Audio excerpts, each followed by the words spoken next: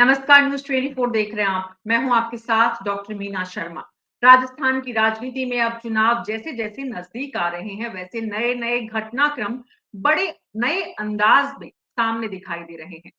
एक बार फिर से 5 साल बाद राजस्थान के मुख्यमंत्री अशोक गहलोत और उप मुख्यमंत्री पूर्व में रहे सचिन पायलट एक साथ वीडियो में तस्वीरें देते नजर आए।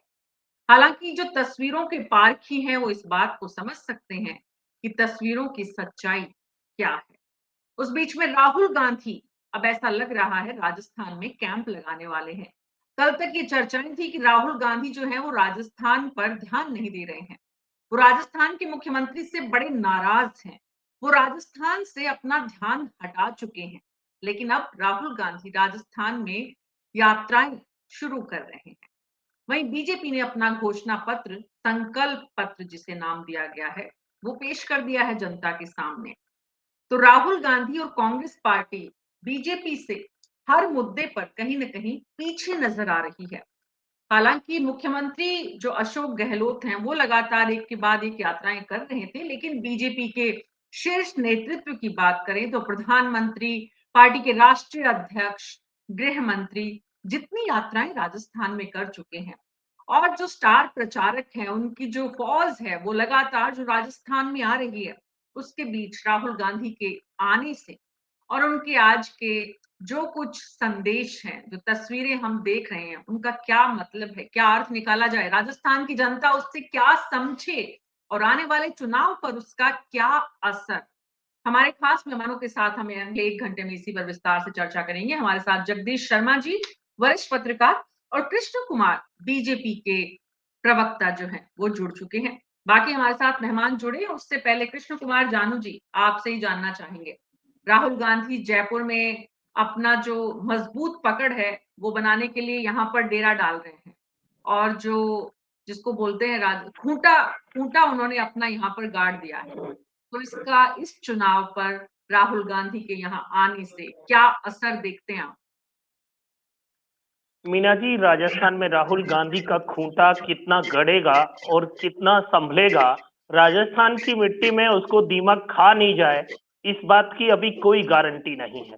क्योंकि जिस प्रकार राहुल गांधी ने जुगाड़ करके अशोक गहलोत और सचिन पायलट की बिना मन की फोटो साथ खिंचाने का प्रयास किया है, वो बिना मन की फोटो कितने आकर्षण और कितने विकर्षण पैदा कर रही है, बखूबी रूप से राजस्थान का मीडिया भी जानता है। और आप लंबे समय से मीडिया में काम कर रही हैं, आपको भी पता है, राजस्थान की जनता को भी पता है कि पिछले 4 साल, 4.5 साल से राजस्थान में कांग्रेस 2 खेमों में विभक्त है। एक खेमा सीधे तौर पर जोधपुर के होटल में कैंप करता है, एक दिल्ली मानेसर चला जाता है, और उसके बाद जिस प्रकार की भाषा राजस्थान में प्रयुक्त होती है एक दूसरे के लिए, निकम्मा, नकारा, और ये सारी बातें एकदम से मन से निकल जाएंगी ऐसी उम्मीद मीडिया पता नहीं क्यों कर रहा है। लेकिन कांग्रेस के कार्यकर्ताओं को और राजस्थान की जनता को स्पष्ट रूप से पता है कि ये बेमेल गठबंधन बहुत देर तक चलने वाला नहीं है। चुनाव में जिस प्रकार से अंदर घुसेंगे, अभी तक कल तक चर्चा थी राजस्थान में अशोक गहलोत के व्यवहार के कारण राहुल गांधी रुचि नहीं ले रहे हैं, अब अचानक से वो कैंप करेंगे और खूंटा गाड़ेंगे, ये केवल कल्पना है। धरातल के यथार्थ पर कांग्रेस की राजनीति, आलाकमान और अशोक गहलोत के बीच की जो खींचतान है, उसका सीधा असर राजस्थान की राजनीति में दिखाई दे रहा है। भारतीय जनता पार्टी ही नहीं, प्रदेश की जनता इस बात को अनुभव कर रही है। मीडिया के लोग भी अभी, क्योंकि डिजाइन बॉक्स कंपनी ने अलग अलग प्रकार के फंडे बनाए हैं, कहीं डोटासरा की फोटो को जोड़ देते हैं, कहीं बाहर कर देते हैं, क्या क्या समीकरण उभर कर आने वाले हैं दिखाई देने लगा है। और चुनाव अपने परवान पर है, अभी बचे हुए 9-10 दिन में मुझे नहीं लगता कि राहुल गांधी बहुत बड़ा झंडा गाड़ देंगे। हाँ, अभी गहलोत का मेहमान नवाजी जरूर स्वीकार करेंगे, ऐसा संकेत आपके शब्दों से जा रहा है। जी, तो मेहमान नवाजी स्वीकार जो कर ली है, ऐसा जो दिख रहा है, ऐसा जो लग रहा है, और आज बहुत दिनों बाद सादुल शहर से जो तस्वीरें आई हैं, जगदीश शर्मा जी, जिस तरह की मुस्कुराहट मुख्यमंत्री और सचिन पायलट के बीच में दिख रही है, बीच में राहुल गांधी खड़े हुए हैं और ऐसा लग रहा है दोनों के हाथ उन्हें माला पहना रहे हैं, सचिन पायलट और अशोक गहलोत के। तो ये माला पहनाने की जो अब कोशिश है, वो क्या इस चुनाव में 10 दिन बाद जब वोटिंग हो जाएगी और उसके बाद जो नतीजे आएंगे, ये माला पहनाते दिखेंगे?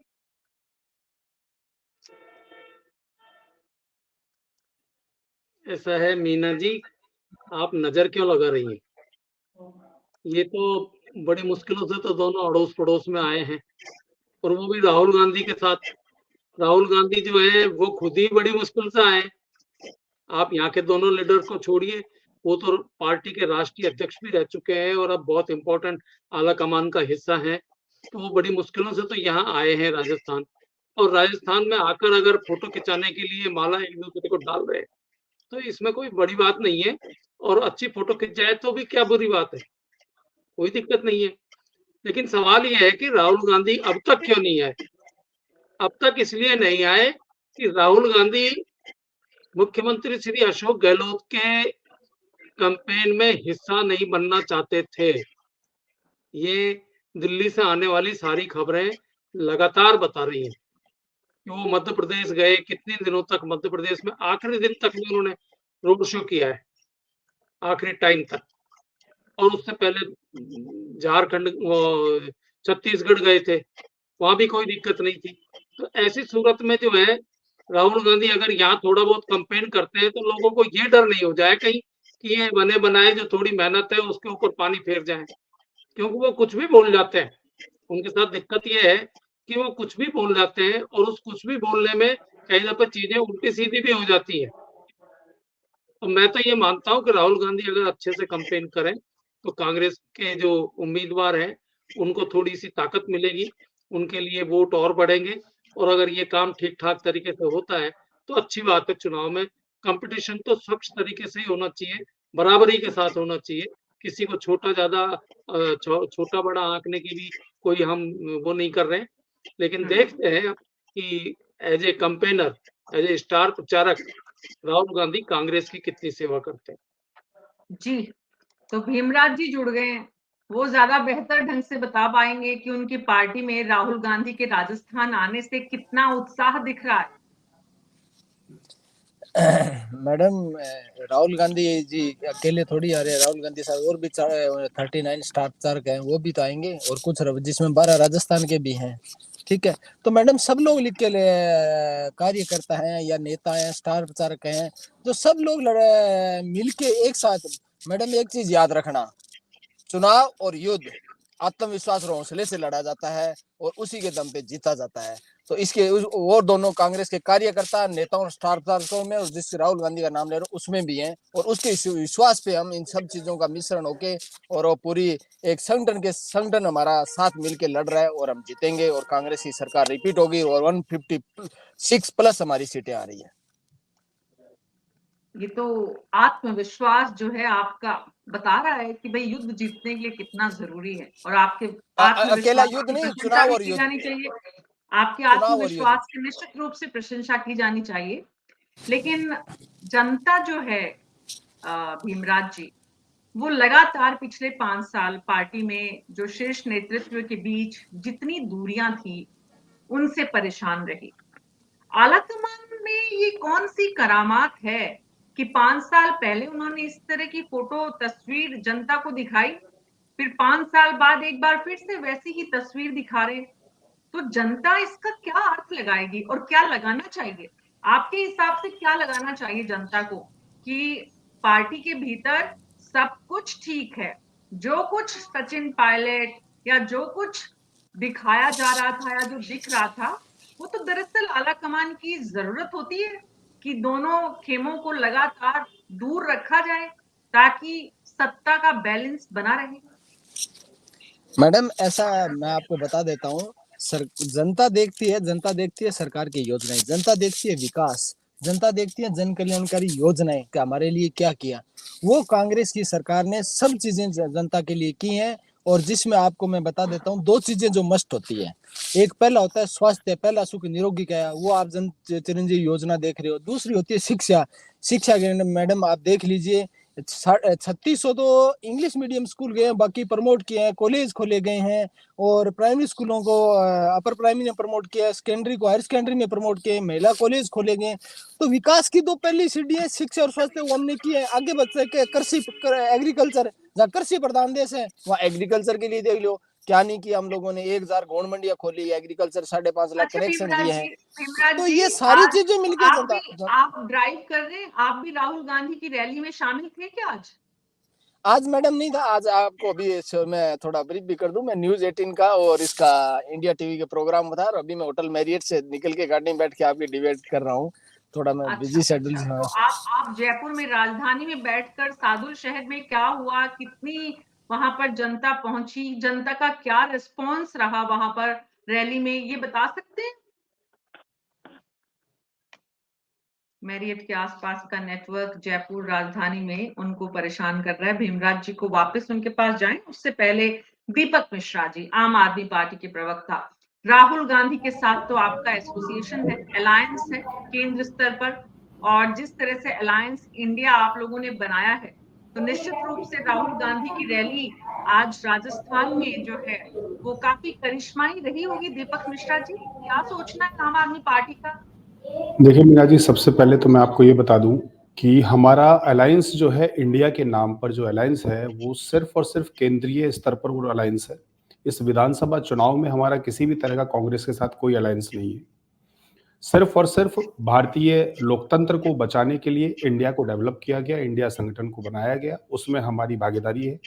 लेकिन राजस्थान विधानसभा के अंदर में जो राजस्थान के मुद्दे हैं, राजस्थान की बातें हैं, जैसा कि अभी जाकर साहब कह रहे थे, शिक्षा और स्वास्थ्य जो मूलभूत आवश्यकताएं हैं, आज इस दोनों की स्थिति पूरे राजस्थान में क्या है। शिक्षा को लेकर कितने स्कूल इन्होंने खोले, कितने स्कूलों की स्थिति किस प्रकार से है, आज कहाँ पर इनके लेक्चरर्स, कहाँ पे टीचर्स की वैकेंसीज खाली पड़ी हैं। जितने इंग्लिश मीडियम स्कूल इन्होंने खोले, वो कितने इंग्लिश मीडियम स्कूलों को ये ऑपरेट कर पा रहे हैं, कितनों को चला पा रहे हैं, कितनों में टीचर्स रख पा रहे हैं, ये जनता देख रही है, ये सबको पता भी है। स्वास्थ्य की हालत की हम बात करें, हम गाँव की, कस्बों की तो बात ही छोड़ दें, हम जयपुर राजधानी के अंदर में एसएमएस की जो हालत है, यहाँ पर जो नया अस्पताल प्रतापनगर में बनाया गया उसकी जो हालत है, तो स्वास्थ्य की व्यवस्थाओं की भी अगर हम बात करें तो कांग्रेस ने उसमें विफलता पूर्णतः हासिल की।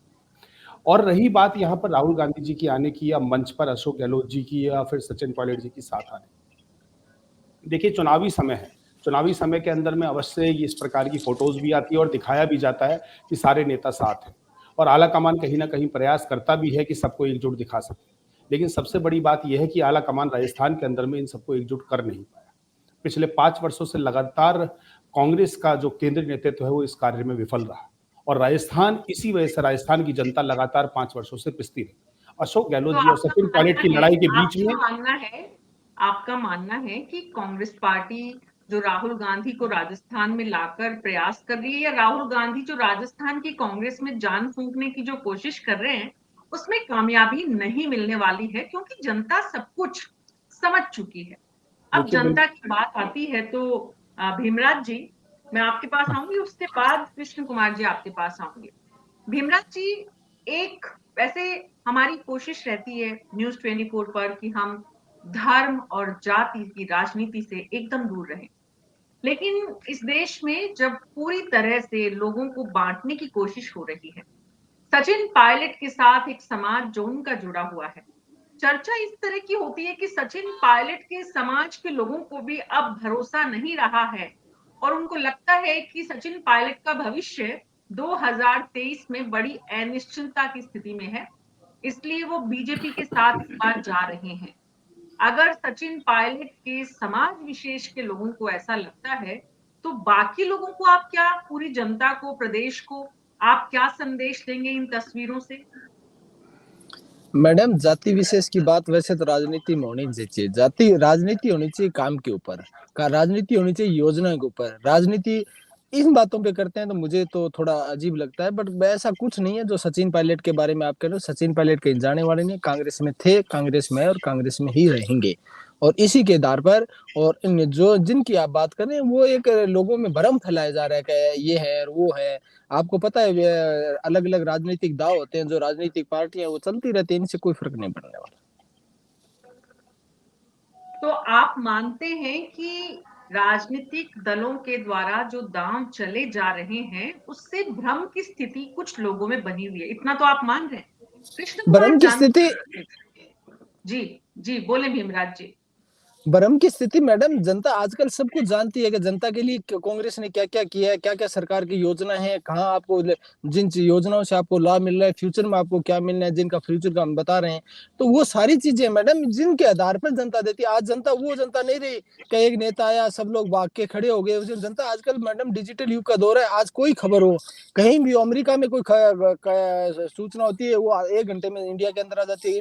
घंटा भी नहीं लगता, ऑनलाइन आजकल तो सब कुछ चलता रहता है। तो ऐसा कुछ नहीं है कि जनता किसी भ्रम में, जनता सब कुछ समझ चुकी है और जनता विकास और जनता योजनाओं से लाभ जो चाहती है, वो दे सब रहे हैं। कुछ ऑनलाइन है, जो सब कुछ ऑनलाइन है, उसमें राहुल गांधी जी के भाषण को भी ऑनलाइन आपने सुना होगा।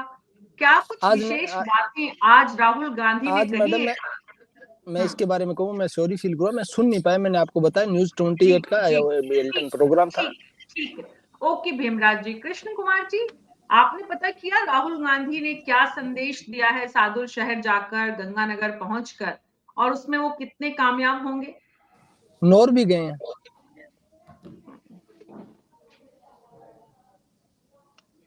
कृष्ण जी अपना ऑडियो ऑन करिए।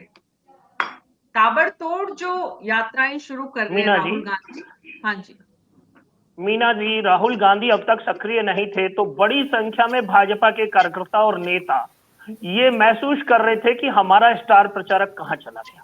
राहुल गांधी कहने के लिए कांग्रेस के प्रचारक हैं, लेकिन जितना काम वो कांग्रेस का करते हैं उससे कहीं ज्यादा हमारे लिए भी रोड मैप बना कर जाते हैं। और इसीलिए भारतीय जनता पार्टी ये मानकर चलती है राजस्थान में राहुल गांधी सक्रिय होंगे तो वो जो पिछली बार पोस्टर दिखाया था चुनाव के बाद गहलोत और सचिन का साथ, वही पोस्टर इस बार पहले दिखा दिया है। यानी पिछले चुनाव के बाद हुई थी जब 99 विधायक उनके आए थे, इस बार उनकी लड़ाई चुनाव से पहले शुरू हो गई है। इस बात के संकेत जा रहे हैं। राहुल गांधी ने जो जो घोषणाएं, जो जो बातें की हैं, वो सारी बातें भाजपा के मदद करने वाली हैं। हम तो साधुवाद देंगे कि वो राजस्थान में बने रहे, अपना कैंप बना ले और अपनी पार्टी के नाम पर हमारी मदद करते रहे। जी गोविंद चतुर्वेदी जी, बीजेपी की मदद करते हैं राहुल गांधी। स्वागत है सर आपका। बीजेपी की मदद करते हैं राहुल गांधी, ये बीजेपी को लगता है? स्वाभाविक है मीना जी, इसमें कुछ गलत नहीं है। उनको ऐसा लगना ही चाहिए और हर पॉलिटिकल पार्टी को ऐसा लगता है कि दूसरी पार्टी का नेता उसकी मदद कर रहा है।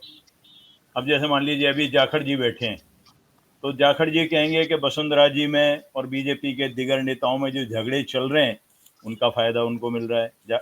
जानू जी कहेंगे कोई झगड़े नहीं है। भीमराज जी पहले वाली जानू जी की बात से मना करेंगे। आप वाले कहेंगे कि इन दोनों में जो चल रहा है वो हमारे लिए माफिक आता है। तो ये स्वाभाविक है, इसमें कोई, और चुनाव के मौके पे तो ये सब चीजें चलती हैं। बाकी जानू जी भी जानते हैं सच्चाई क्या है, जाखड़ जी भी जानते हैं सच्चाई क्या है। लेकिन ये मान के चलिए कि जो भी नेता आता है, पॉलिटिकल लीडर कोई भी हो, किसी भी पार्टी का हो, चाहे वो राहुल गांधी जी हों, चाहे नरेंद्र मोदी जी हों, जो भी आते हैं वो अपने जो फॉलोवर्स होते हैं, नंबर 1 उनको बिल्कुल प्रभावित करते हैं, इसमें कोई, और दूसरी पार्टी की मदद के लिए वो तो जो इन दिनों में, इन वर्षों में कुछ चीज़ें शुरू हुई हैं, उनसे फ़ायदा नुकसान उठाने की कोशिशें हर पार्टी करती है राजनीति में। तो वो जानू जी की पार्टी भी करती होगी, जाखड़ जी की पार्टी मोदी जी जो कह के जाएंगे या अमित शाह जो कह के जाएंगे उसका फ़ायदा उठाएगी। केजरीवाल जी अभी नहीं आ रहे हैं, केजरीवाल जी जब आएंगे तब दोनों मिलकर उनका फ़ायदा उठाएंगे। लेकिन इतना तो आपको और सबको मानना पड़ेगा कि किसी भी पॉलिटिकल पार्टी का कोई भी बड़ा लीडर आता है तो उसके आने से उस पार्टी के कार्यकर्ताओं में फ़र्क पड़ता है, उस पार्टी के जो शुभचिंतक हैं, जो उसके बारे में अच्छा सोचते हैं, उन पर फ़र्क पड़ता है। और नंबर 3 जो आम जनता है वो भी ये देखती है कि कौन क्या कह रहा है, कौन कितने इशूज को किस तरह ले रहा है। अगर आज बीजेपी की सेंट्रल गवर्नमेंट से जुड़े इशूज हैं तो उन पर आदमी नरेंद्र मोदी को, अमित शाह को या नड्डा जी को, इनको सबको सुनना चाहता है कि भाई महंगाई के बारे में वो क्या कह रहे हैं, देश की सुरक्षा के बारे में वो क्या कह रहे हैं या नहीं कह रहे हैं, नहीं कह रहे हैं तो क्यों नहीं कह रहे हैं, वो किन चीज़ों पे जा रहे हैं। इसी तरह जाखड़ जी जब देखेंगे तो उनकी पार्टी के लोग अपने बारे में सोचेंगे। तो इसमें कोई वो नहीं है और इन चीज़ों से बहुत फर्क पड़ता है।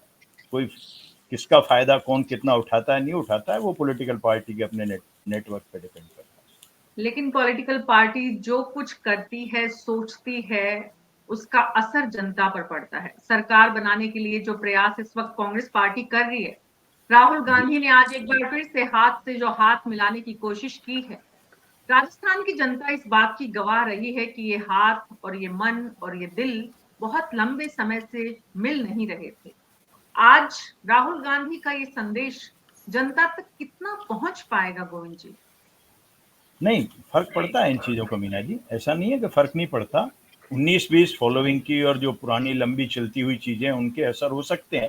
मैंने अभी जैसा शुरू में आपसे कहा कि अभी मान लीजिए अपन बात करेंगे, ये कांग्रेस की बात हो गई, हाथ मिलाने वाली बात, उधर बीजेपी में वही, उधर भी उतना ही है, हो सकता है उससे ज्यादा लगता हो। मान लीजिए कांग्रेस में अगर कोई बात करे तो 1+1, बीजेपी में 1+10। तो इन चीजों के कोई नहीं होते, लेकिन फर्क पड़ते हैं लीडर के आने के, और लीडर के आने से, उसके कहने से। अब एक्सट्रीम अगर कहीं कोई बात हो चुकी है, उसके असर पड़े ना पड़े वो अलग बात होती है, कितना पड़ता है कितना नहीं पड़ता है। लेकिन निश्चित तौर पे अगर ये कहा जा रहा है कि सब साथ मिलके चल रहे हैं, जो दिख भी रहा है, तो जो कहा जाता है ना बहुत से मौकों पे, दोनों चीजें होती हैं कि जो दिखता है वो होता नहीं, जो होता है वो दिखता नहीं।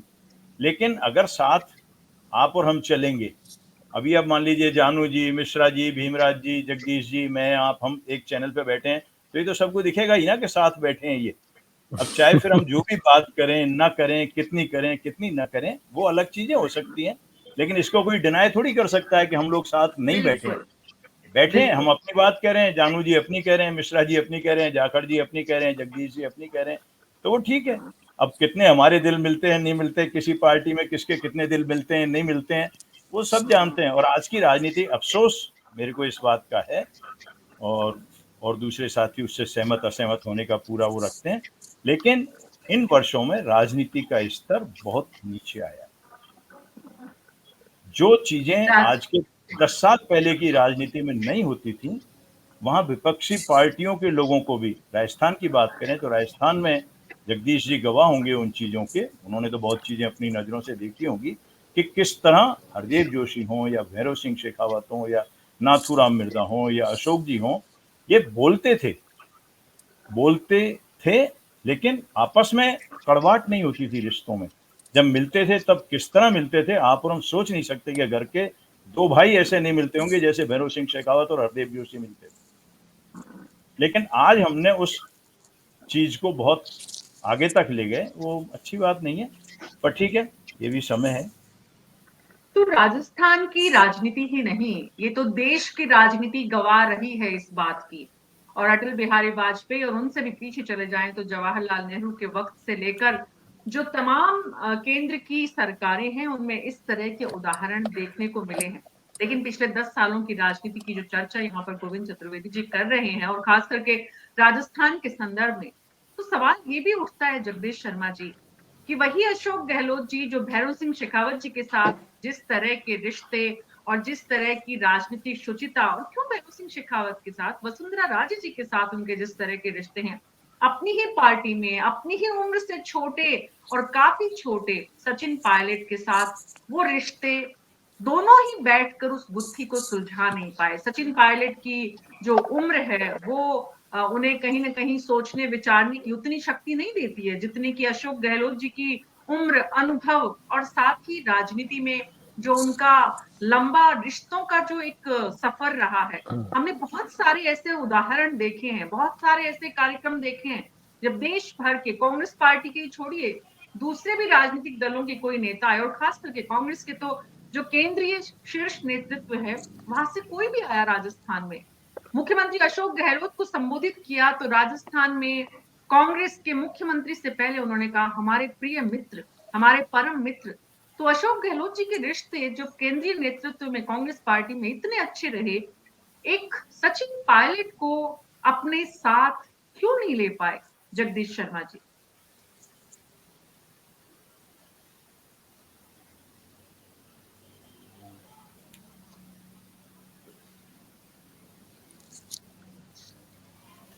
कि मीना जी, मैं इसके बारे में जो दोनों के मन में है, अशोक जी और सचिन जी दोनों के मन में है, उसके बारे में तो मैं कुछ नहीं जानता, लेकिन मैं ये जानता हूँ कि अशोक जी ने उनके लिए क्या क्या कहा है, किस किस लेवल पर कहा है, निकम्मा नकारा टाइप जो जो और हम खुद भी आश्चर्यचकित थे कि श्रीमान अशोक गहलोत जो है वो इस तरह की नेचर के आदमी है नहीं, वो हल्का बोलते नहीं है, बहुत मुस्कुराकर हर एक आदमी से बहुत आत्मीयता से मिलते हैं। फिर ये क्या हुआ, फिर अपनी पार्टी के एक अपने ही बड़े लीडर जो जिनको उन्होंने साथ में डिप्टी चीफ मिनिस्टर बनाया, उसके बारे में जब कोई पॉलिटिकल एक्टिविटी चल पड़ी है तो मैं कहता हूं कि उनकी सरकार को खतरा खड़ा कर दिया था। उस समय उनकी भाषा क्या हो गई, हम ये सुनकर ही आश्चर्यचकित थे कि ये अशोक जी वही है ना जो कभी किसी के बारे में हल्का नहीं बोलते, हल्का सोचते तक नहीं, वो एक अपने ही पार्टी कुलीग के बारे में इस तरह की बातें करेंगे। ये गुस्सा कहीं कहीं था दिमाग में, और वो गुस्सा ही इतना ज्यादा भरा हुआ था कि उसके निकलने में भी बहुत टाइम लगा, और इसीलिए लगता रहा कि सब दोनों एक दूसरे के विरुद्ध है या एक दूसरे को चाहते नहीं है या इनकी आत्मीयता नहीं है ऐसा। तो ये लक्षण जो है ना, ये दोनों के दोनों नेता ही जानते हैं आपस में, बस जी इनकी पार्टी मुद्दा हाईकमान तो खुद ये करती भी है है कोशिश। जगदीश शर्मा जी, मुद्दा तो ये भी है कि आखिर सचिन पायलट के मानेसर तक पहुंचने की नौबत क्यों आई, उससे पहले दोनों के रिश्तों में इतनी कड़वाहट कैसे पहुंची कि सचिन पायलट अपनी ही सरकार के खिलाफ वहां तक पहुंचे, और क्या उनको ये करना चाहिए था, ये भी अपने आप में एक सवाल है। भीमराज जी, मुद्दा ये है इस वक्त देश में कि आज राहुल गांधी जो प्रयास कर रहे हैं, वो प्रयास शासन के दौरान कांग्रेस सरकार जब यहाँ पर रही, वो प्रयास उनका कहीं दिखा नहीं। तो ये पार्टी की रणनीति का हिस्सा था कि उन्हें सत्ता में रहते हुए अशोक गहलोत जी के साथ काम करने में आसानी थी, सुविधा थी, उनका अनुभव का लाभ लेना था, और अब चुनाव में जाने से पहले सचिन पायलट के साथ जो लोग हैं, जो युवा हैं, जो एक समाज भी कहीं ना कहीं ज्यादा उनसे जुड़ा हुआ है, और चुनाव में सबको साथ लेकर चलना है, तो आज एक बार फिर से 5 साल पहले की तस्वीरें दिखाकर जनता को जो साथ लेने की कोशिश है, उस कोशिश में कितनी कामयाबी भीमराज जी आप आज देखते हैं? मैडम निश्चित रूप से कामयाबी मिलेगी, कहीं कोई दिक्कत नहीं है। मैं आपको पहले भी यही बात, यही इससे मिला जुला ही सवाल था आपका। मैंने कहा था ना मैडम कि जो कांग्रेस का जो लोकतंत्र है, जो आंतरिक लोकतंत्र है, वो कहता है आप जो भी आपकी योजनाएं ऐसी हो जो एक धरातल पे बैठे हर आदमी को मिले, हर आदमी को फायदा मिले। तभी मैंने आपको बताया कि चिकित्सा, शिक्षा, कृषि, इसके अंदर मैडम हमने कहा आपकी सरकार हाँ की तो योजनाओं की जानकारी अभी नहीं चाहिए, सुनो, वो मैं तो हम बता दे रहा हूँ, चुके तो हैं, वही बता रहा हूँ। जनता और तक इन्हीं पहुंच के चुकी है। नहीं, प्लीज प्लीज भीमराज जी, जनता तक सरकार की योजनाएं पहुंच चुकी हैं, उन योजनाओं का उन्हें कितना फायदा हुआ ये जनता मतदान के दिन बताएगी, उन्हें जिस रूप में बताना है। आज हम चर्चा जिस विषय पर कर रहे हैं, कृष्ण कुमार जानू जी, राहुल गांधी का संदेश जो है वो राजस्थान की जनता तक आज जो उन्होंने पहुंचाया है, प्लीज आपने जो बोला है कृष्ण कुमार जानू जी, रिपीट मत करिएगा कि वो आपके सहयोगी हैं, आपकी मदद कर रहे हैं। आज जो उन्होंने कहा है, वहां पर अगर आपकी पार्टी के पास फीडबैक है, आपकी पार्टी को जानकारी है कितनी बड़ी संख्या में लोग वहां जुटे और किस तरह का उनके आज के एक्शन का रिस्पॉन्स था, अगर आप सिर्फ इस सवाल का जवाब दे जानू जी, प्लीज दीजिएगा। कांग्रेस सरकार की विफलताएं हमें अभी नहीं सुननी। मीनाक्षी, निश्चित रूप से राहुल गांधी पिछली बार जब राजस्थान में आए थे तो एक भाषण देकर गए थे कि 10 दिन में कर्जा माफ होगा। 5 साल में वो विषय लटकता रहा, टलता रहा, बहाने बनते रहे, एक दूसरे पर आरोप लगते रहे। इस बार भी लोग राहुल गांधी को जिस प्रकार सुनने जाते हैं और जिस प्रकार का कांग्रेस का अंतर्कलह है और जिस प्रकार राहुल गांधी दूरी बना रहे थे और अब अचानक आ रहे हैं, तो उस सस्पेंस में वो क्या कहेंगे, क्या करेंगे, क्या बताएंगा, समझने वाले लोगों की संख्या भी आती है। अच्छी संख्या थी मीना जी, इस बात में दो राय नहीं है, लेकिन वहां आने वाले कांग्रेस के हो गए हैं, ये कोई जरूरी नहीं है। और मैं तो एक बात कहते हुए मेरी बात को आगे बढ़ाना चाहूंगा मीना जी, कि राजस्थान में एक परंपरा है, क्षमा बड़न को चाहिए छोटन को उत्पात। यहां तो सचिन पायलट माफ कर रहे हैं, गहलोत माफ नहीं कर रहे हैं। उनको जब भी मौका मिला है अपने से छोटों को उन्होंने रगड़ने का काम किया है, रगड़ाई का काम किया है। यहां सचिन पायलट ने संयम और शब्दों पर नियंत्रण रखा है, गहलोत ने तो आपा खोया है। इसलिए यहां बड़े का धर्म कौन निभा रहा है, छोटा होकर भी बड़े बनने की कोशिश कौन कर रहा है, पूरा राजस्थान देख रहा है, समझ रहा है। अभी भी जिस प्रकार के समन्वय की कोशिश राहुल गांधी के माध्यम से हो रही है वो केवल कोशिश है, दिखावा है, चुनावी रूप से ठगने की, जनता को बरगलाने की कोशिश मात्र है। ईमानदारी से दोनों के रिश्तों को अगर समझा जाए तो ऐसा कुछ नहीं है जिसके आधार पर चुनाव जीतने की गणित बने। अभी भाई साहब कह रहे थे 156 आ रहे हैं, भाई 99 से 156, ये 57 की संख्या कहां से आ रही है? कौन से जादू की छड़ी से घुमा कर ला रहे हो? आपके अपने अंदर की जो स्थिति है, आप पिछली बार जब सचिन और गहलोत जी साथ थे तो 99 पहुंचे थे, अब आप 156 पहुंच रहे हो। झूठ बोलने की थोड़ी मर्यादा रखनी चाहिए, वास्तविकता से थोड़ा बना के रखना चाहिए। कृष्ण कुमार जी, अभी यही तो बात हो रही है, अब फिर साथ में वो, ऐसा नहीं है कि पिछली बार ही साथ थे, अब आज फिर से साथ नजर आ रहे हैं। पहले तो मीडिया के सामने दोनों लोग सामने आए थे, फोटो में ही तो पिछली बार थे। आप क्या सोच रहे हैं, पिछली बार भी साथ थे? देखो, पिछली बार दोनों ने पार्टी के लिए ईमानदारी से प्रयास सचिन पायलट ने किया था और लाभ गहलोत ने उठाया था। इस बार जो खेल है वो जनता के सामने है। गहलोत 3 बार मुख्यमंत्री बने, खुद की मेहनत से नहीं, लोगों की मेहनत से बने। और इस बार कांग्रेस राजस्थान का एक भी नेता उन्हें अपनी मेहनत का फल खाने नहीं देगा, ये तय है। और इसलिए कांग्रेस का जाना भी तय है। कांग्रेस का जाना, भीमराज जी, ये तो जनता बताएगी किसका जाना तय है, किसका आना बिल्कुल सही तय है मैडम, जनता बताएगी। तो इसीलिए तो जानू साहब ने अभी कहा, मैं उस बात को देखा, मैंने सुना, जानू साहब ने कहा, जानू साहब ने देखा होगा रैली को, भीड़ आई थी। तो मैडम भीड़ आई है तो भीड़ उनको सुनने के लिए आई है, भीड़ उनसे उनको रखती है और उनका मान सम्मान रखती है, तभी तो आई है। ऐसे तो वैसे भीड़ नहीं आई थी। मोदी जी की तो खाली पड़ी थी, अनूपगढ़ के अंदर तो कुर्सियां खाली रह गई थी। आपके राज्यवर्धन सिंह राठौड़ गए थे, 200 कुर्सियां, 200 लोग भी इकट्ठे नहीं हुए थे, जबकि वहां 12 तो प्रत्याशी थे। मैडम इनका कुछ नहीं है, मैडम इनका बौखलाहट है भाजपा की, और कुछ नहीं है। ये सिर्फ इनकी चाल चरित्र चेहरा जनता सब कुछ जानती है, ये कैसे जनता के साथ दुर्व्यवहार करते हैं। इनके ये तो बगल में मन में राम बगल में छुरी वाले लोग हैं, और कुछ नहीं है इनका। दो भाई यहाँ से पतन देते हैं और 2024 में सेंटर से पतन तय है, ये क्लियर जनता ने मन बना लिया है। क्योंकि इनकी नीतियां, ये सिर्फ और सिर्फ पूंजीपतियों के दलाली वाले लोग हैं, और पूंजीपतियों इशारों पे सारे, इनको गरीब जनता से कोई लेना देना नहीं। ये जनता को कुचल के राजनीति करना चाहते हैं। देख लिया होगा आपने, क्या उदाहरण बताऊं मैं बार बार एक चीज का, किसानों, मजदूरों, नौजवानों, कोरोना के अंदर सब जगह देख लिया। जानू जी, कृष्ण कुमार जानू जी, भीमराज जी, आपको उनको बधाई देनी चाहिए। कम से कम वो इस बात को स्वीकार करते हैं कि पिछली बार तो कांग्रेस पार्टी में अशोक गहलोत और सचिन पायलट साथ थे, इस बार अभी भी साथ है मैडम, अभी भी साथ है, कहीं कोई दिक्कत नहीं है। आज से 3 आप पर कल का अखबार देख लीजिए मैडम, मैं तो वही था। मैं मेरी बात क्या कहूँ, बट अखबार की आप देख लीजिए, अखबार में आई है, मीटिंग चली है, रात को 12 बजे तक मैं साथ था और मीटिंग हुई है मैडम। ऐसा थोड़ी है, बुलाया सचिन पायलट एमपी से आए थे, सीधे कांग्रेस वार रूम आए, वहां रंधावा साहब थे, मोहन प्रकाश थे, सीएम साहब थे, सब बैठे मीटिंग करी है।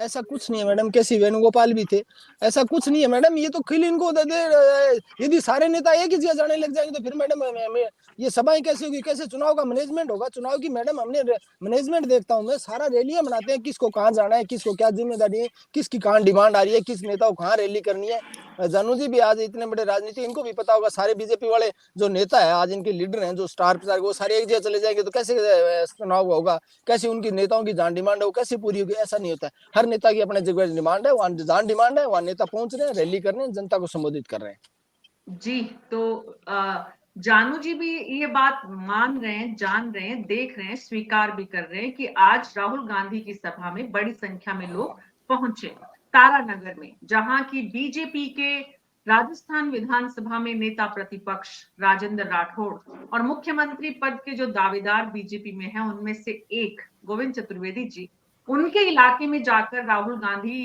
की सभा में जितनी भीड़ वहां के कांग्रेस कैंडिडेट नरेंद्र बुडानिया के पक्ष में जुटाई गई है, और गोविंद सिंह डोटासरा भी, और कहा जा रहा है वहां भी एक समाज विशेष के लोग नरेंद्र बुडानिया के साथ बड़ी संख्या में जुट गए हैं। तो ऐसे में आज के तारानगर के रैली में जो रिस्पांस मिला है, उससे क्या लग रहा है गोविंद चतुर्वेदी जी? क्या कोई इस तरह, क्योंकि राजेंद्र राठौड़ अपना विधानसभा क्षेत्र छोड़कर वहां गए हैं, तो ऐसे में उनके लिए जो चुनौती है उसमें राहुल गांधी के वहां पहुंचने से वो बढ़ती देख रहे हैं आप?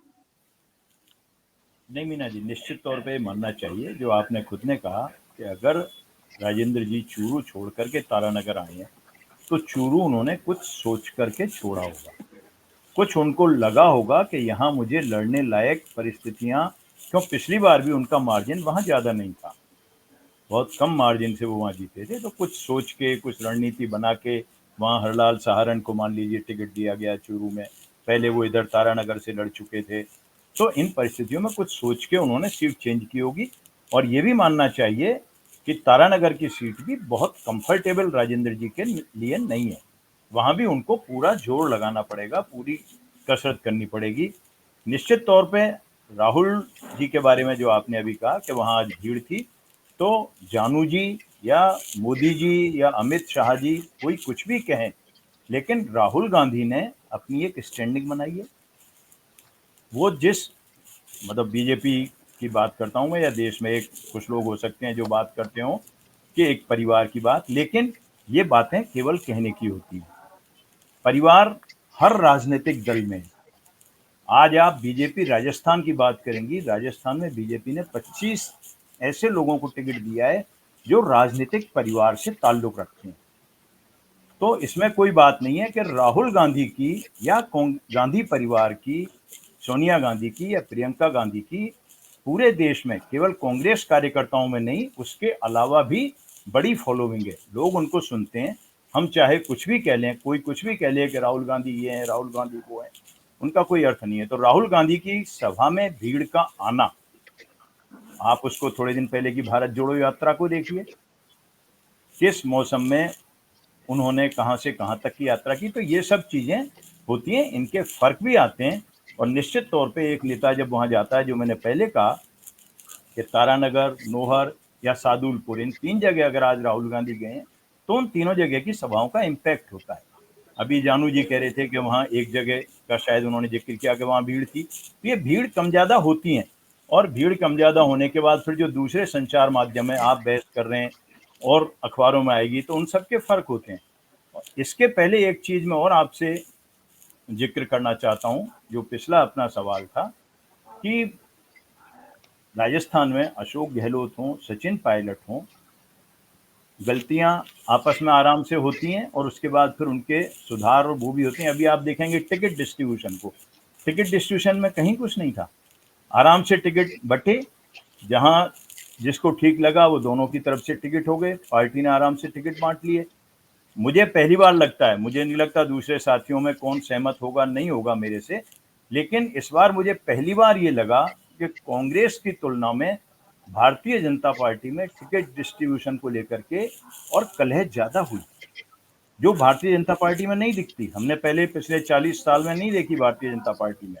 वहां जो हो गया, उसके बाद किसी के बोलने की गुंजाइश नहीं होती थी। इस बार कांग्रेस में तुलनात्मक रूप से, या पिछली बार से भी मैं ज्यादा कहूं तो अच्छे शांतिपूर्ण तरीके से, अगर हम 2 नेताओं की बात करें तो उन दोनों ने मिल बैठ करके और टिकट डिस्ट्रीब्यूशन कर लिया। अब ठीक है, अपोजिशन पार्टी का कहने का काम है। आज अशोक गहलोत को भी अगर आप देखेंगे तो अशोक जी जा रहे हैं सब जगह, जा करके बात कर रहे हैं। और जानू जी जो एक कमेंट कर रहे थे, मैं उस पर भी जिक्र करके उनको याद दिलाता हूं कि भूलो और माफ करो, ये सबसे पहला कमेंट उस मानेसर घटना के बाद अशोक जी ने दिया था, चीफ मिनिस्टर राजस्थान ने दिया कि भाई सब भूलो, माफ करो, आगे बढ़ो। तो ये सब चीजें राजनीति में होती हैं और इनको उसी दृष्टि से देखना चाहिए। जी, तो जगदीश शर्मा जी, जब, क्योंकि मैं ये सवाल कांग्रेस के प्रवक्ता से लेना चाह रही थी, लेकिन उनके कुछ इंटरनेट इश्यू है, वो जब तक वापस जुड़े तब तक जगदीश शर्मा जी, कांग्रेस पार्टी में और हम खुद देख रहे हैं, हम खुद गवाह इस बात के, पूरा प्रदेश और देश देख रहा है कि इस बार बीजेपी में जितने बगावती, जितना विरोध, जितना प्रदर्शन, धरने, जो कुछ हुआ, कांग्रेस पार्टी में भी काफी हुआ, लेकिन तुलनात्मक रूप से जब हम चर्चा करेंगे तो निश्चित ही बीजेपी में ज्यादा देखने को मिला। लेकिन अनुशासनात्मक कार्यवाही की जब बात आती है तो कांग्रेस पार्टी में जितनी बड़ी लिस्ट रात को जारी की गई अनुशासनात्मक कार्यवाही की, जगदीश शर्मा जी, उसका क्या संदेश जाएगा?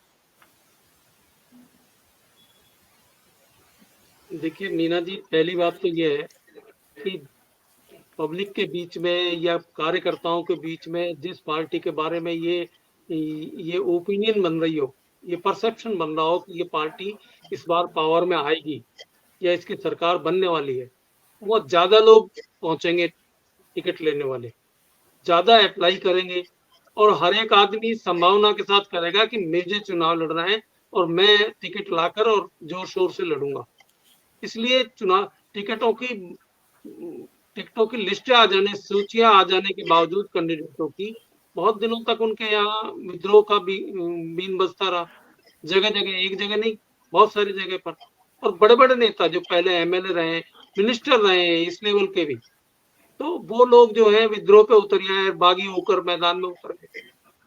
अब भारतीय जनता पार्टी भी जो है कुछ लोगों को तो निकाला है उन्होंने, अभी जो सीनियर है जिनके बारे में मैं ये कह रहा हूँ कि वो विद्रोह पे उतर आए, बागी होकर मैदान में कूद पड़े हैं, मिनिस्टर लेवल के हैं या पूर्व में एक एक दो बार चुनाव भी जीत चुके हैं, उन लोगों को निकाला है।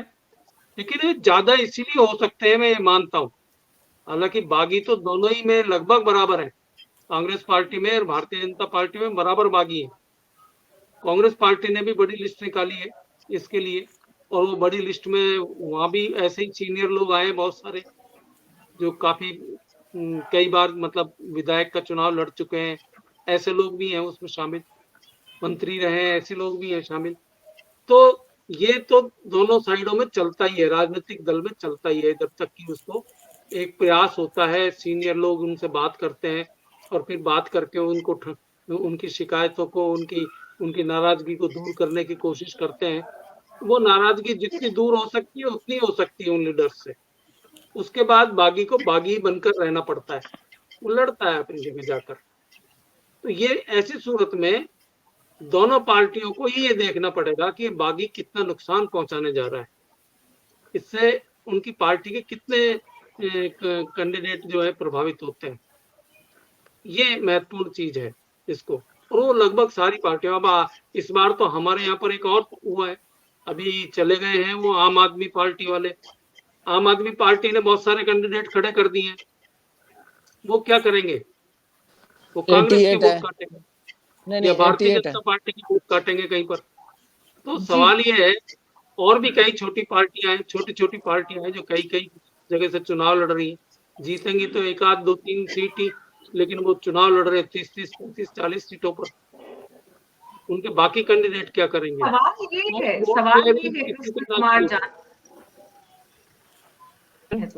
कृष्ण कुमार जानू जी, सवाल ये है कि जितनी बड़ी संख्या में अनुशासनात्मक कार्यवाही कांग्रेस पार्टी ने की है और एक सख्त संदेश दिया है, वो आपके यहाँ देखने को नहीं मिला। सिर्फ सांकेतिक 2-3-4 लोगों के खिलाफ आपने कार्यवाही की, वो भी एक जो धड़े विशेष से जुड़े हुए लोग थे, कहा जा रहा है वसुंधरा जी समर्थक जो लोग हैं उन पर आपने ज्यादा कार्यवाही करके एक मैसेज दिया है।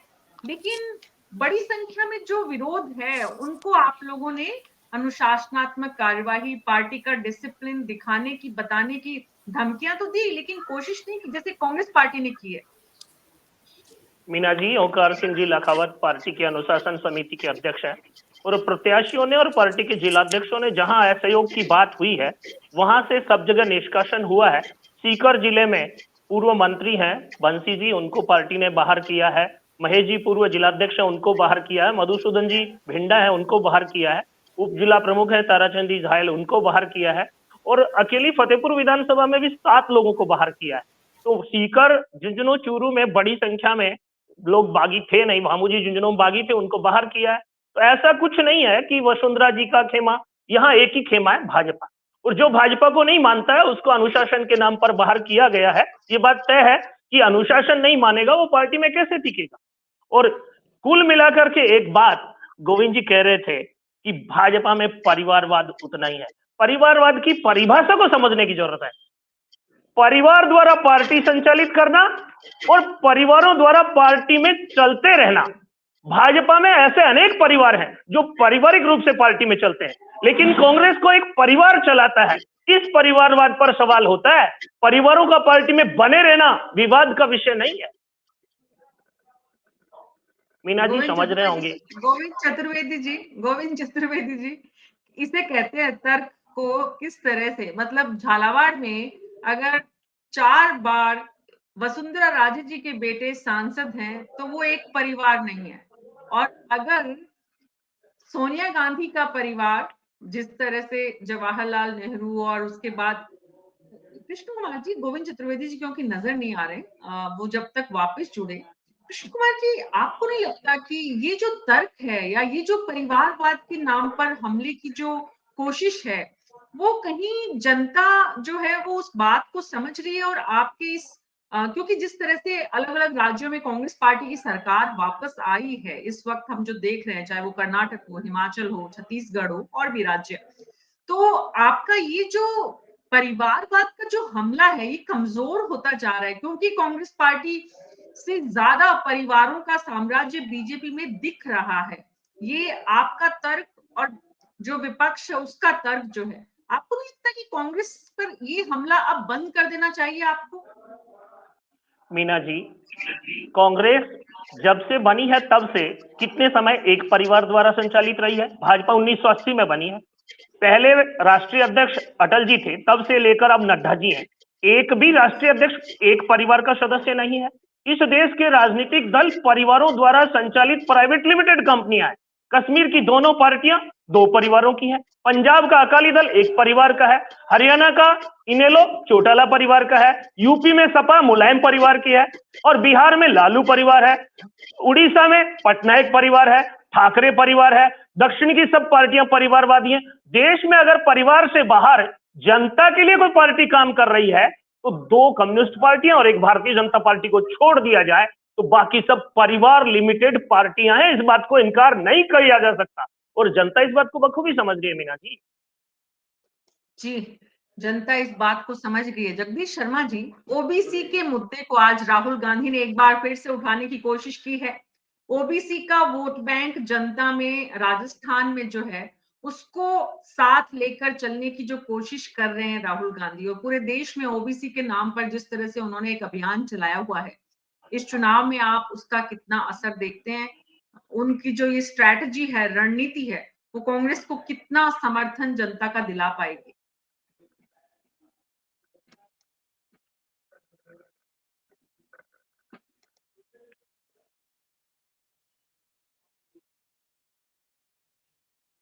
मीना जी, ऐसा है कि राजस्थान में तो हमारे मुख्यमंत्री ओबीसी के हैं, आपको पता है ये, और बहुत सारे मंत्री ओबीसी के हैं। और दूसरी तरफ भारतीय जनता पार्टी में जो बहुत सारे लीडर हैं वो ओबीसी को बिलोंग करते हैं। ओबीसी का मूवमेंट यहाँ इतनी तेज नहीं है जैसा कि वो बिहार में और उत्तर प्रदेश में। राजस्थान में ओबीसी की पॉलिटिक्स होती है, ऐसा नहीं है नहीं होती, लेकिन चूंकि राहुल गांधी ने इसको नए सिरे से खड़ा किया है और अब इसको वो चुनाव का इशू बनाना चाहते हैं, न केवल 5 राज्यों के विधानसभा चुनाव का, बल्कि देश में जो लोकसभा के चुनाव अगले 5 महीने बाद होने जा रहे हैं उसमें भी वो उसको मुद्दा बनाना चाहते हैं कि ओबीसी को ऑर्गेनाइज करें, और ओबीसी को ऑर्गेनाइज करेंगे तो उससे हो सकता है कि पार्टी के प्रोस्पेक्ट्स और बढ़ जाए। तो ये जो दिखावा है या ये जो कहावत है या ये जो आइडिया है, इस आइडिया को जो है राजस्थान में अभी बल मिला नहीं है। अब कांग्रेस पार्टी है तो शुरू से ही इस पर आंदोलन करती, कुछ ऑर्गेनाइज करती लोगों को इस नाम पर कि ओबीसी को खड़ा किया जाए। राजस्थान में ओबीसी की में अभी फिलहाल 52 जातियां हैं, तो वो 52 जातियों में से कुछ तो बहुत ही कम मात्रा में, लेकिन कुछ बड़ी अच्छी संख्या में है। माली हुए, सोनी हुए, तो बहुत सारी यादव हुए, तो ये बड़ी संख्या में यहाँ पर हैं और ये यहाँ की पॉलिटिक्स भी अपने अपनी जातिगत कह दीजिए या किसी भी तरीके से वो करते हैं। जो छोटी पार्टियां हैं वो बेचारे अपनी जाति के बल पर फुदक नहीं सकते क्योंकि उनके पास इतना बल नहीं है। ये जो जातिगत राजनीति जिसकी दरअसल इस मतलब राहुल गांधी जैसा युवा नेता, राहुल गांधी जैसे प्रोग्रेसिव माइंड, राहुल गांधी जैसे उस परिवार के व्यक्ति जो एक के बाद एक पीढ़ी के बाद आए और जिसको लेकर बीजेपी सबसे बड़ा मुद्दा बनाने की कोशिश आज कर रही है कि वो परिवारवाद। सवाल ये है गोविंद चतुर्वेदी जी कि ये जो राहुल गांधी इस वक्त ओबीसी का कार्ड खेलने की जो कोशिश कर रहे हैं, इसमें राजस्थान में आप कितना देखते हैं कि जनता उनके इस रणनीति को स्वीकार करेगी? नहीं मीना जी, आप राजस्थान की बात करने के बजाय अपन इसको दोबारा से राष्ट्रीय परिप्रेक्ष्य में देखें। और जो अपन बार बार बात करते हैं कि राजनीति राजनीति होती है, राजनीति राजनीति है। इसमें धर्म की भी बात होती है, इसमें जाति की भी बात होती है। और राहुल गांधी जिस जाति की बात कर रहे हैं, जिस जातिगत गणना की बात कर रहे हैं, जिस जातिगत सर्वे की बात कर रहे हैं, मैं उस पर पूरी तरह उसको जाति के दायरे से देखा जा सकता है, लेकिन उसको एक सोशल स्ट्रक्चर के तौर पे देखिए कि उतना बड़ा जातियों का हिस्सा। अब आप और हम बैठ कर के अगर टीवी पे डिबेट करें कि उस जाति की बात करने के कोई मायने नहीं है किसी भी जाति के, तो वो बेमानी है। इस देश की राजनीति उसी तरह से चलेगी जिससे चलती आई है। नंबर 1, अगर कुछ जातियों को, हम अनुसूचित जाति की भी बात उसमें करते हैं, अनुसूचित जनजातियों की भी बात करते हैं, हम उसमें पिछड़ी जातियों की भी बात करते हैं, तो अगर उनमें पिछड़ापन है और अगर राहुल गांधी उसके लिए पैरवी कर रहे हैं, तो एक युवा के नाते मुझे लगता है उनको करनी ही चाहिए। जिन लोगों के साथ अगर अन्याय हुआ है, अत्याचार हुआ है, किसी भी लेवल पे अगर वो पिछड़े रहे हैं, तो उनको बराबरी पर लाने के लिए उनकी संख्या की गणना को भी मैं गलत नहीं मानता हूं, और उस गणना के बाद उनको उनका बाजी भाग देने को भी मैं गलत नहीं मानता हूं। मैं बिल्कुल इस बात को समर्थन करता हूं। कहीं ना कहीं इसमें एक जगह जाकर के ये जरूर होना चाहिए कि जिन लोगों ने उसका फायदा उठा लिया, एक पीढ़ी उठा लिया, 2 पीढ़ी उठा लिया, वो राइडर कहीं लगना चाहिए कि उसके बाद लगातार एक अधिकार के तौर पर 50 साल से, 75 साल से, 100 साल से एक सीमा उसकी लेके कि एक परिवार में कितना कुछ होना चाहिए, कितनी पीढ़ियों को मिलना चाहिए और किस लेवल पे जाके वो रुकना चाहिए, वो जरूर हमको तय करना चाहिए, हमारे कर्णधारों को, देश के राजनेताओं को। लेकिन मैं इस बात को बिल्कुल सही मानता हूं कि राहुल जी ने अगर इस समय ये इशू उठाया है तो वो ठीक है और ये चीज होनी चाहिए। चुनाव की बात निश्चित तौर पे हम मान के चलें कि जब धर्म की बात हो सकती है राजनीति में, तो जाति की बात क्यों नहीं हो सकती? वो बिल्कुल ठीक है, वो इशू सही है और उसका लाभ भी राजनीति में जो करते हैं उनको होता ही है। कृष्ण कुमार जानू जी, ये एक जो आपका हथियार है, उस हथियार पर दूसरा हथियार है ये, अगर गोविंद चतुर्वेदी जी की बात को हम समझे कि धर्म की राजनीति अगर बीजेपी को एक राष्ट्रीय स्तर पर जनता में सहमति दे सकती है, जनता उनको साथ दे सकती है, वोट दे सकती है, तो फिर इस देश में जिसका आधार जाति है, उस आधार को अगर राहुल गांधी साधने की कोशिश धर्म के हथियार पर जाति से नया वार करना चाह रहे हैं, तो उसमें आपको आपत्ति क्या है? मीना जी, देश के संविधान की अवधारणा है कि जाति, धर्म, संप्रदाय के आधार पर राजनीति नहीं होनी चाहिए। अगर संविधान तोड़कर राजनीति की कोशिश भाजपा या कांग्रेस करती है तो आपको भी आपत्ति होनी चाहिए। और सीधे तौर पर मोदी जी खुद ओबीसी के हैं, देश के प्रधानमंत्री हैं। राहुल जी ओबीसी की पिछड़ी जातियों को न्याय के लिए और उनके हकों के लिए अगर लड़ाई लड़ने के लिए मुद्दा उठा रहे हैं तो बात समझ में आती है। उसके लिए उन्हें पहले उनके पिछड़ेपन का जिम्मेदार कौन है, 70 साल में उनके लिए काम किसने नहीं किया, अगर वो ये अपराध स्वीकार करते हैं अपने पुरखों का, तो ये बात करना जायज है। केवल राजनीतिक लाभ के लिए इस मुद्दे को उठाना बहुत नाजायज है और जाति, धर्म, संप्रदाय की राजनीति में देश को ले जाने की कोशिश गलत कोशिश है।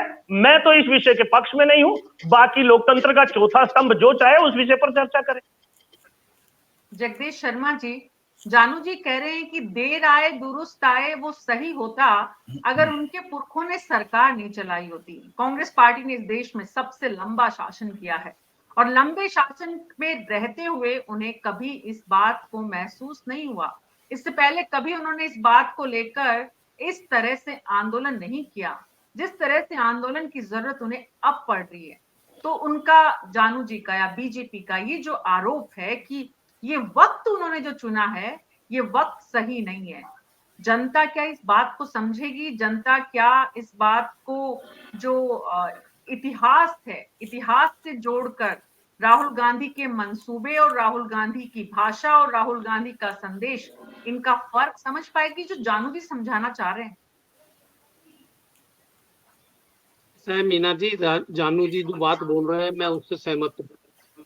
अगर आपको सचमुच में ही ओबीसी जातियों की चिंता थी और इनके दोबारा से जनगणना करवाना या सर्वे करवाना, जो कुछ भी है करवा कर और इनको इनका हक दिलाने की बात थी, तो 75 साल से कांग्रेस कितनी दफे लगभग 55-60 साल तक केंद्र में सरकार चलाती रही है। वो तो ये कह रहे हैं कि इनके पुरखों के बारे में पहले माफी मांगे, लेकिन वो छोड़ भी दीजिए, वो हो गया जो हो गया। 1980 से 2004 से तो राहुल गांधी खुद एक्टिव पॉलिटिक्स में बहुत बड़ी बड़ी पदों पर रह चुके हैं। कांग्रेस पार्टी के खुद अध्यक्ष रहे। कांग्रेस पार्टी के अध्यक्ष थे, तब उन्होंने इस बारे में क्यों नहीं विचार करके सामने रखा सब्जेक्ट। अब जब चुनाव आता है उनको तभी ये चीजें सूझती है। जब चुनाव की कोई स्थिति होती है, चुनाव में लड़ना है 5 साल में एक बार, तो वो इसी तरीके की कोई नई चीज लेकर आएंगे और कई बार तो ऐसी चीजें लाए जिसके लिए उनको बाद में माफी भी मांगनी पड़ी, जब ही हो। लेकिन अगर किसी वर्ग में जाति को लेकर वर्ग पिछड़ा रहा है किसी भी कारण से, ओबीसी का हो चाहे वो SC ST का हो, दोनों में सही बात है, अगर वो पिछड़ा रहा है तो उसके लिए अब एक मुश्त जमकर जो है आपको काम करना चाहिए। खासकर उन राज्यों में तो कर ही देना चाहिए जहां पर की कांग्रेस की सरकार है। अभी हिमाचल और कर्नाटक नई नई कांग्रेस की सरकारें बनी है। राहुल गांधी जी को पहले तो ये बताना चाहिए कि वहां पर ओबीसी के लिए उन्होंने अब तक क्या किया है या क्या नई योजनाएं लाए हैं, योजनाओं का क्या लाभ ओबीसी को अब तक उन्होंने दिया है या मिल पाया है। तो ये केवल बात पॉलिटिकल उठाने के लिए मुझे नहीं जमती। अगर आप सचमुच में कुछ करना चाहते हैं तो आप देश में माहौल भी बनाइए। आपके पास खुद कई राज्यों में सरकारें हैं अभी, तो उन राज्यों में जो है ओबीसी को आप उचित योजनाएं देकर, उचित लाभ देकर, किसी तरीके का चाहे रिजर्वेशन दे चाहे कोई और तरीके से उनको लाभ दीजिए और फिर एस्टेब्लिश करिए। देखो इन जातियों को लाभ देने से समाज में इस तरीके का बदलाव नजर आया है, ये चीजें अच्छी हुई है और आप प्रयोग करके ये जान भी लेंगे कि ऐसा करने के कोई हानि तो नहीं है, कहीं इसका नुकसान तो समाज को नहीं होगा, दोनों ही बातें हो जाएंगी। तो ये चीजें करनी चाहिए उनको पहले, इससे पहले कि केवल मांग उठाए। मीना जी एक चीज, मीना जी माफी चाहता हूं, मैं एक चीज कहना चाहता हूं कि ओबीसी हो, अन्य पिछड़ा वर्ग हो या अनुसूचित जाति और जनजाति हो, अगर हम इनके ऊपर होने वाले इनके पिछड़ेपन की बात करते हैं तो अगर हम केवल 75 वर्ष की बात करेंगे तो शायद पूरे इशू से अन्याय करेंगे। इसमें राजनीति की बात नहीं कर रहा हूं मैं। क्या इन जातियों का पिछड़ापन केवल 75 वर्ष की देन है? क्या जब हम आजाद हुए तब ये सब जातियां सोने के पिंजड़े में थी? नहीं, ये पिछड़ापन सैकड़ों हजारों सालों का है। हम सोने की चिड़िया थे, लेकिन सोने की चिड़िया हम किस तरह थे उस पर की हम जाके देखेंगे तो अलग चीज होगी।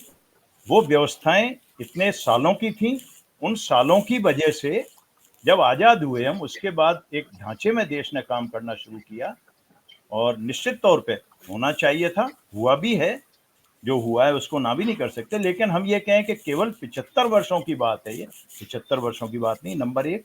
नंबर दो, ये ओबीसी के आरक्षण का विषय अगर आप जाके देखेंगी तो मंडल कमीशन के समय से चल रहा है। मंडल कमीशन मतलब 77 में जब जनता पार्टी थी उस समय मंडल कमीशन बना, बीपी मंडल का, शायद अगर मैं गलत नहीं हूँ जगदीश जी करेक्ट कर देंगे मुझे। और फिर मंडल कमीशन की रिपोर्ट आई, मंडल, हाँ 77 वाले दौर में मंडल कमीशन बना, फिर उसने अपनी रिपोर्ट दी, रिपोर्ट उसके बाद चलती रही, फिर सुप्रीम कोर्ट में इशू आया और सुप्रीम कोर्ट ने फैसले किए। मुझे अब भी ध्यान है कि 1998 से 2003 के पहले कार्यकाल में जब अशोक जी मुख्यमंत्री थे तो उस समय पर उन्होंने उसकी पैरवी की थी। मुझे ध्यान है, मैंने अखबार में मतलब बिल्कुल अच्छी तरह से पढ़ा हुआ है और लिखा हुआ है खुद ने तो वो चीजें ये राजनीति में चलती हुई हैं। पर बेसिक मेरा कहना ये है कि 75 वर्ष से हम न देखें इस पिछड़ेपन को, इसको पीछे जाके भी देखें और इन प्रयासों को भी उसी एक कड़ी के रूप में देखें, और इसीलिए उस जी। कड़ी के रूप में मैं इसको सपोर्ट करता हूँ। जी जी, बहुत बहुत शुक्रिया आप सबका इस चर्चा में शामिल होने के लिए। तो जिस तरह से राजनीतिक दलों की भिन्नता हमारे समाज की आधार है, हमारे समाज की बुनियाद है, हमारे समाज के वैचारिक भिन्नता का कहीं न कहीं एक गढ़ है, वैसे ही पत्रकारों की जो सोच है और उसमें भी जो वैचारिक अलग-अलग क्षेत्र हैं, आयाम हैं, वो ये बताते हैं कि हमारे समाज में, हमारे देश में, हमारे लोकतंत्र की यही सबसे बड़ी खूबसूरती है। और इसीलिए हमारे लोकतंत्र में हर तरह के विचार का स्वागत होता है, और सिर्फ स्वागत ही नहीं होता, सही और गलत के फर्क को समझा भी जाता है। अब ओबीसी के मुद्दे पर कांग्रेस पार्टी जिसे मुद्दा बनाने की कोशिश कर रही है, बीजेपी जिस मुद्दे पर पूरी तरह से एक अलग विचार के साथ जनता के बीच है, वो जनता किस रूप में स्वीकार करती है, जनता इस मुद्दे को कैसे देखेगी। राजस्थान में चुनाव जो हो रहा है, 10 दिन बाद जो वोट पड़ेंगे, उससे समझ में आएगा और ज्यादा कि जनता का क्या सोच है। फिलहाल न्यूज़ 24 पर आज मेरे साथ इतना ही, लेकिन यहाँ खबरों का सिलसिला बना रहेगा, आप देखते रहिए। आप अपने सुझाव भी हमारे साथ ज़रूर साझा करिए। फेसबुक और यूट्यूब चैनल पर अपने कमेंट्स में आप अपने विधानसभा क्षेत्र के हालात के बारे में अगर ज़िक्र करना चाह रहे हैं, कोई फीडबैक देना चाहते हैं, तो वो भी ज़रूर बताएँ। नमस्कार।